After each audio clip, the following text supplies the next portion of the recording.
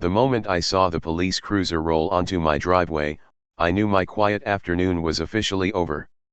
Red and blue lights splashed across the siding of my house, turning fresh paint into a crime scene.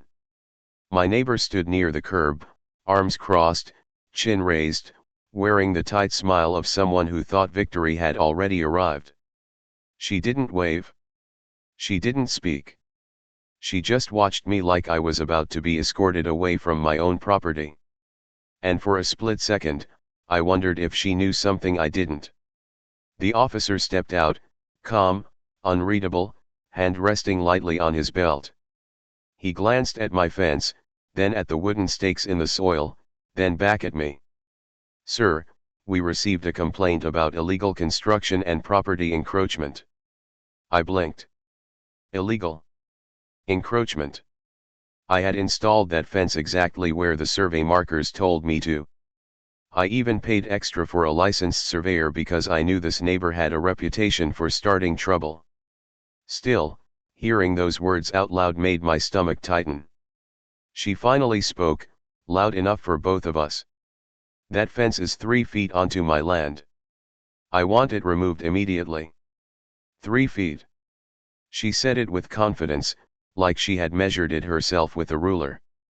I almost admired the performance. "Do you have documentation?" the officer asked me. I nodded slowly, heart beginning to calm. "Inside. Property deed, survey report, permits. All of it?" Her smile faltered for the first time. As I walked toward my front door, I could feel her eyes drilling into my back. She had expected panic. She had expected excuses. She had not expected paperwork. Inside, my hands moved faster than my thoughts. Folder. Drawer. Envelope. I grabbed everything, not even checking the order. I knew the truth was somewhere in that stack. When I stepped back outside, the officer was standing beside the stakes, measuring tape stretched tight across the grass. My neighbor hovered nearby, suddenly quieter. I handed over the papers. He flipped through them carefully, eyes scanning dates, signatures, seals. Then he looked at the ground again. And that was when her confidence began to crack. Because the numbers on the survey matched the exact position of the wooden stakes. Word by word. Inch by inch.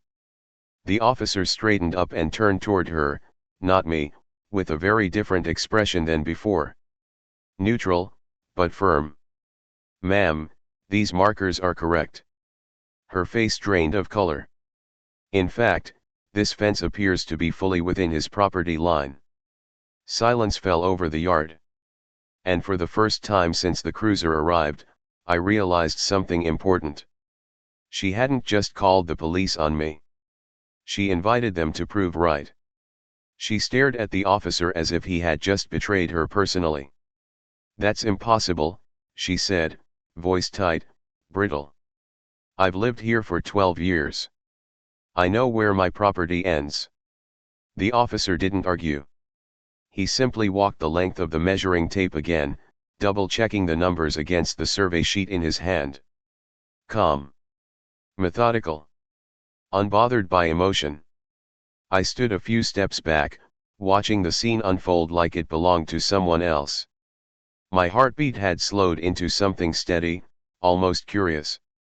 This wasn't going the way she had planned, and it showed in every twitch of her expression. She pointed at the fence. "He moved the markers. He must have." I couldn't help it. I laughed. Not loudly, but enough. The officer glanced at me. "Sir, did you touch these stakes after the surveyor placed them?" "No, I was told not to." He nodded. "That's standard." She folded her arms tighter. "Well, the survey must be wrong." He flipped the page, checking the license number, the official seal, the date. "Licensed surveyor. County approved. This is valid." That's when the shift happened. Her confidence didn't just fade, it reversed. Now she looked defensive, like someone caught mid-accusation without evidence to back it up. I could feel neighbors watching from behind curtains. A car slowed down on the street. The entire moment had turned into quiet neighborhood theater. The officer walked back toward us. "Ma'am, based on this documentation, the fence is legally placed." Her lips parted, but no words came out. "And calling the police over a civil dispute without confirming facts first," he paused just long enough. "That's not recommended." I almost felt bad. Almost. She turned to me, eyes sharp now. "You think this is funny?" I shrugged. "I think it's accurate." That made it worse. She had expected me to argue, to panic, maybe even to lose my temper. Instead, I was calm. And calm people with paperwork are very hard to fight. The officer handed my documents back. "You're within your rights, sir. No violation here." I thanked him, but he didn't leave. Instead, he turned back to her. "Ma'am, I need to ask, did you have any documentation before making this complaint?" She hesitated. That tiny pause said everything. "No," she admitted quietly. He nodded once. Professional. Neutral. But his tone had changed. This wasn't a neighbor dispute anymore. This was a false report. And she realized it at the exact same moment I did. Her eyes widened slightly. "Wait. I didn't mean." But it was too late. Because now, the problem wasn't my fence. It was the phone call she had made. The air in the yard felt different now. Thicker. Heavier. What had started as her accusation had quietly turned into an explanation she needed to give. The officer's posture shifted from observer to investigator, subtle but unmistakable. "Ma'am," he said evenly, "when you called this in, you reported illegal construction and trespassing. Those are serious claims." She swallowed. "I thought that's what was happening." "Based on what?" She looked at the fence like it had personally betrayed her. "It wasn't there last week." I almost smiled. That was her evidence. The officer wrote something in his notepad. The scratching sound of pen on paper suddenly seemed very loud. "Did you verify the property line before calling?" "No, but I know." He didn't let her finish. Knowing and verifying are different things. That sentence landed hard. I stayed quiet. There was no need for me to speak anymore. The situation had grown beyond me. Now it was between her and the consequences of assuming she was right. A couple of neighbors had stepped outside by now, pretending to check mail or water plants. Everyone was listening without looking like they were listening. She noticed them too. Her voice dropped. "I didn't think this would turn into this." The officer nodded calmly. "That's why we ask people to confirm facts before calling. Resources get diverted from real emergencies." That word emergencies made her flinch. Because now she wasn't the victim protecting her land. She was the person who had wasted police time over a fence that wasn't even on her property. She tried one last angle. "I was just protecting what I thought was mine." "And he was protecting what actually is," the officer replied, gesturing toward me. That ended it. Her shoulders slumped slightly. Not dramatically. Just enough to show the weight of realization settling in. I felt something strange then. Not victory. Not satisfaction. More like disbelief at how fast confidence can collapse when it runs into facts. The officer closed his notepad. "I'm not issuing a citation today, but I am documenting this call as unfounded." Unfounded? A word that sounded polite but carried real meaning. She nodded quickly. "Yes. Of course. Thank you, officer." Her politeness had arrived very late. He turned to me. "Sir, you're all set. Sorry for the disturbance." I told him it was fine. And I meant it. Because I had just witnessed something rare. Someone who believed they were absolutely right, proven absolutely wrong in under 10 minutes. As the officer walked back to his cruiser, she didn't look at me. Not once. But I could tell from the way she stood there, staring at the fence in silence. This wasn't over for her. Because now, every time she looked at that fence, she would remember what happened today. And so would the neighbors. The police cruiser rolled away slowly, tires whispering against the pavement, lights now dark but the impact still flashing in everyone's mind. For a few long seconds, the street stayed unusually quiet. No birds. No passing cars. Just the sound of my neighbor breathing a little too loudly beside the fence she had sworn was hers. I gathered my papers and slipped them back into the folder, careful, unhurried. There was no reason to rush. The storm she had tried to create had already passed, and the sky was clear again. She finally spoke without looking at me. "You didn't have to make me look stupid." I paused. That sentence fascinated me. "I didn't do anything," I replied calmly. "You called them." That landed harder than anything else I could have said. She turned then, eyes sharp, defensive again but weaker now. "You knew this would happen." "No," I said honestly. "I knew the fence was in the right place. That's all." She opened her mouth to argue, then closed it. Because there was nothing left to argue about. Facts had ended the conversation before it really began. Across the street, a neighbor quickly pretended to adjust a trash bin when she noticed she'd been watching too openly. Curtains shifted in 2 windows. The audience was still there. And she knew it. Her voice dropped lower. "People are going to talk." I gave a small shrug. "They already are." That was the moment embarrassment fully replaced anger. You could see it in the way she avoided eye contact, the way her posture changed from confrontational to self-conscious. She glanced once more at the fence line, then back at her house, as if calculating how fast she could disappear inside without looking like she was retreating. "I just wanted to protect my property," she muttered. "And I just wanted to build on mine," I answered. Simple. Equal. Final. She nodded stiffly, then walked back toward her front door without another word. Not a dramatic exit. Not a slam.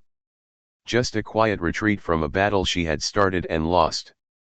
I stood there a little longer, looking at the fence, the stakes, the grass where the measuring tape had stretched. Everything looked exactly the same as it had an hour ago. But something had changed. The balance in the neighborhood had shifted. Because now everyone knew 2 things. First, my fence was exactly where it belonged. Second, she had called the police and been proven wrong in front of half the street. And reputations in neighborhoods like this don't recover quickly. I went inside, set the folder on the kitchen counter, and let out a slow breath I didn't realize I'd been holding. I thought it was over. I was wrong. Because the next morning, I woke up to something I never expected to see on my lawn.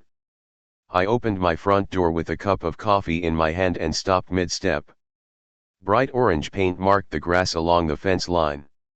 At first, my brain didn't understand what I was seeing.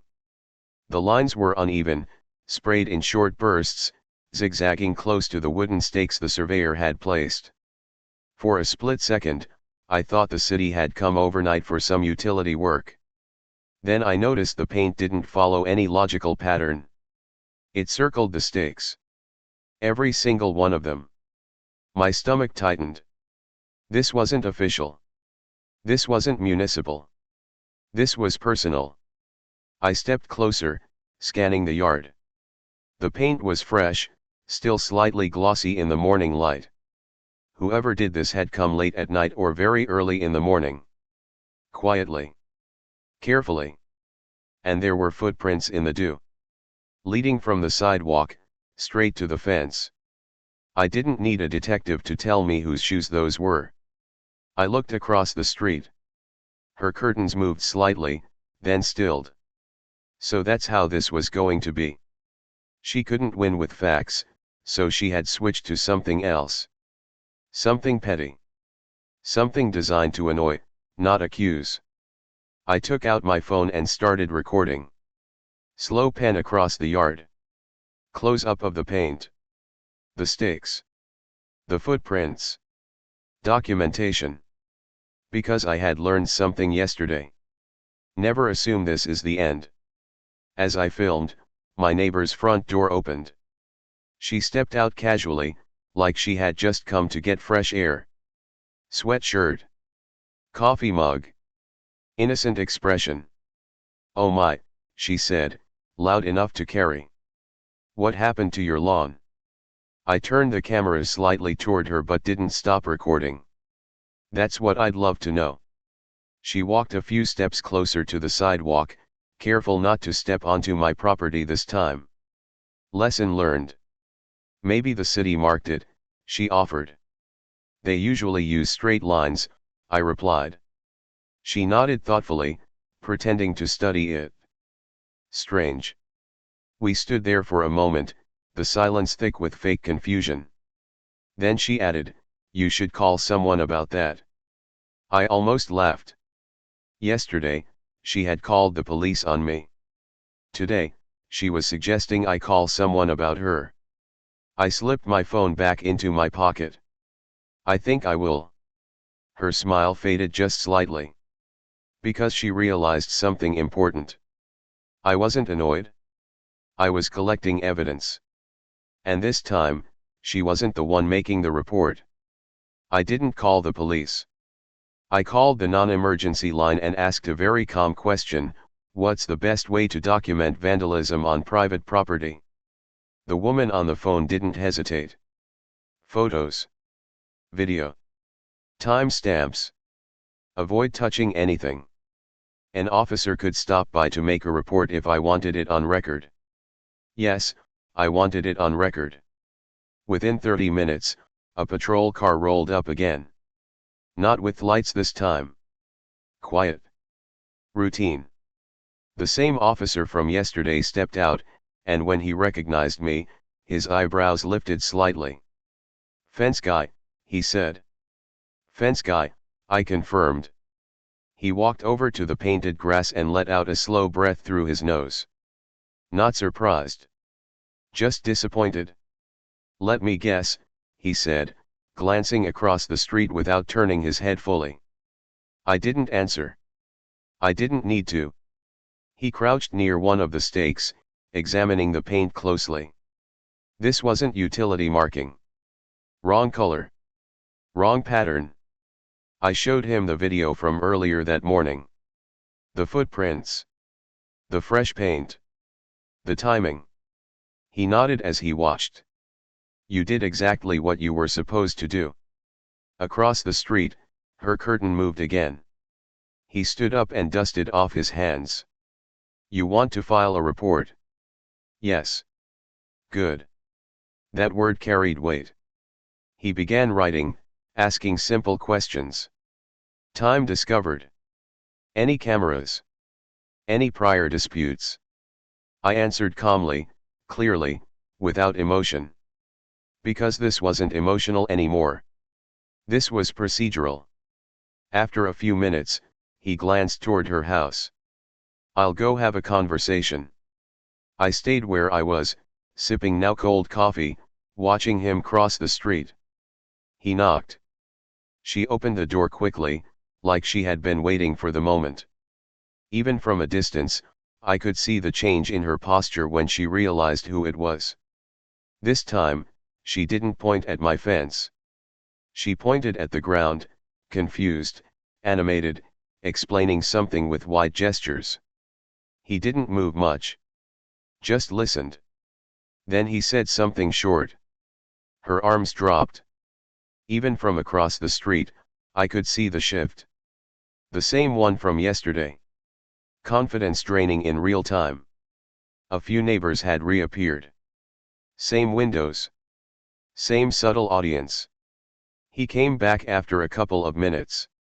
"She says she has no idea how that happened," he told me.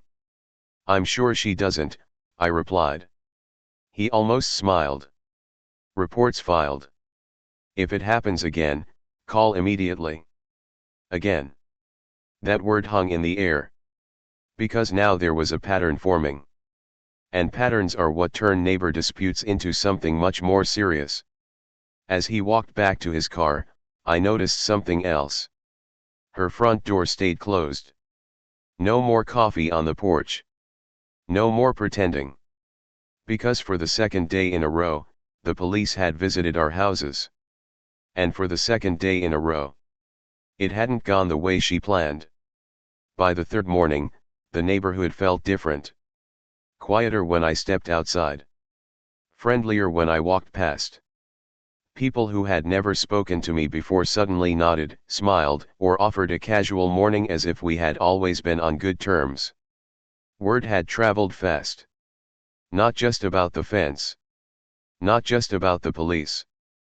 But about the pattern. And patterns make people nervous.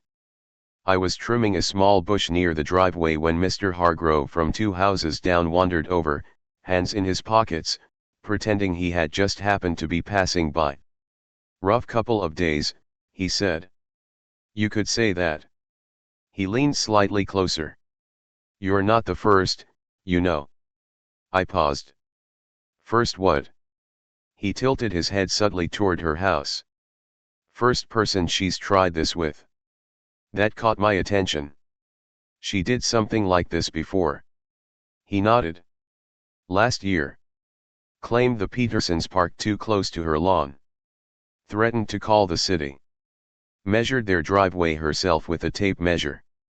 I almost laughed. What happened? They ignored her. Eventually she stopped. That was interesting. Ignored her.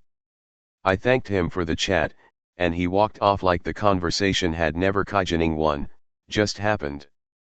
But now I understood something I hadn't before. This wasn't about my fence. This was about control. She was used to people backing down, getting annoyed, or trying to keep the peace. She wasn't used to someone calmly documenting everything and letting the system handle it. That afternoon, I noticed a small white truck parked near the curb. A man stepped out holding a clipboard, studying the houses carefully. City code enforcement. He walked straight to her door. I didn't even try to hide my curiosity. I stood on my porch and watched openly. She answered. They talked. He pointed toward her yard. Then her roofline. Then the side of her house.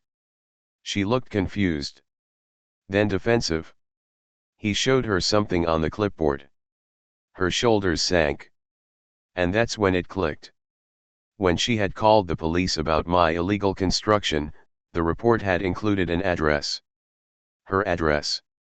The complaint originated there. And sometimes, that's enough for city departments to take a closer look at both properties involved. They hadn't found issues on mine. So they checked hers. I watched as he walked around her house, taking notes. Measuring things. Photographing. She followed him, trying to explain, gesturing more and more as the minutes passed. For the first time since this started, I felt a strange mix of sympathy and inevitability. She had tried to use authorities as a weapon. Now authorities were simply doing their job. And she was the one under the microscope. She looked up once and saw me watching. I didn't smile. I didn't wave. I just stood there. Calm. The same way I had been from the beginning. And somehow, that seemed to bother her more than anything else. The code enforcement truck stayed parked outside her house for nearly an hour. Long enough for every curious neighbor to notice. Long enough for speculation to spread quietly from porch to porch. Long enough for her to realize this had moved far beyond a simple fence dispute. I pretended to wash my car, bucket and sponge, moving slowly while my attention stayed across the street.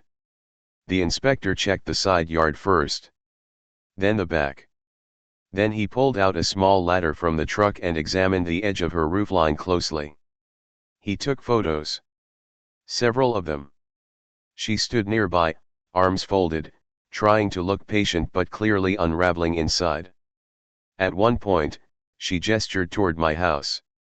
Even from a distance, I knew what she was saying. What about him? The inspector didn't even look in my direction. He simply continued writing. That must have been frustrating. Because this time, she couldn't redirect the spotlight. She couldn't point at my fence. She couldn't make this about me. This was entirely about her property now. Eventually, he walked back to the front and handed her a sheet of paper. A notice.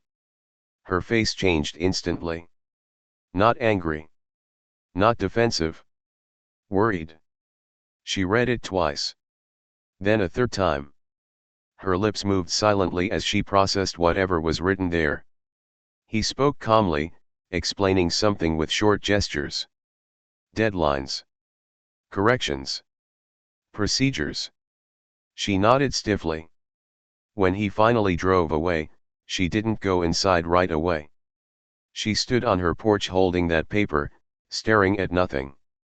For a moment, I almost felt bad. Almost. But then I remembered the flashing police lights on my driveway. The accusation. The paint on my grass. Actions have echoes. She looked up and saw me again. This time, there was no anger in her expression. Just realization. This had spiraled far beyond what she intended. I gave a small nod. Not mocking. Not friendly. Just neutral acknowledgement of a shared understanding. She looked down at the paper and went inside quietly. That evening, something else happened that surprised me. There was a knock on my door. And when I opened it, she was standing there. Without the attitude. Without the confidence. Without the performance. Just her. And she looked like someone who finally understood how badly this had backfired.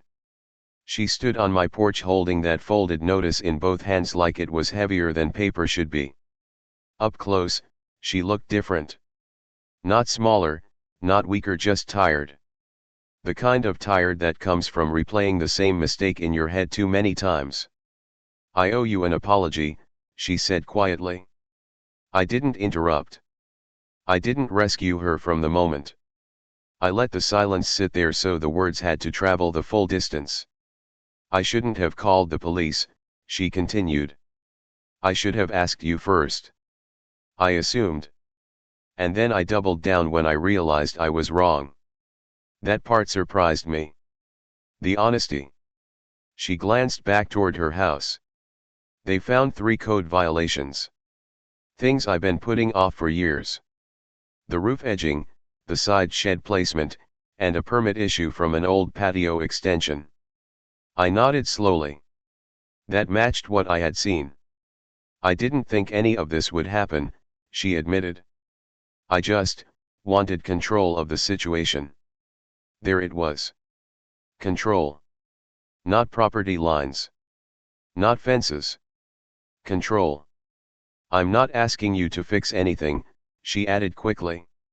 I just wanted to say I'm sorry for dragging you into it.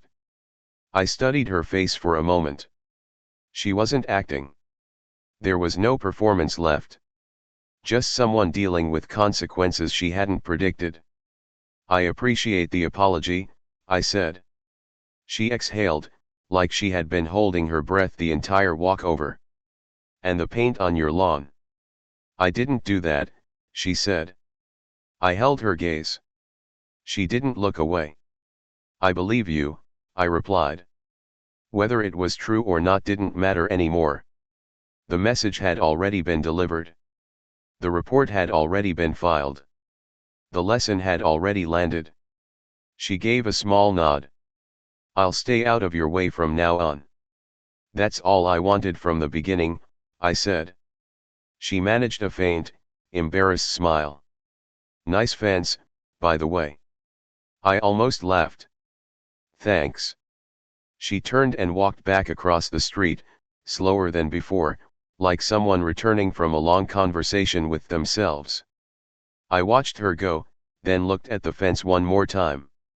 Same wood. Same stakes. Same line in the grass. But now it meant something different.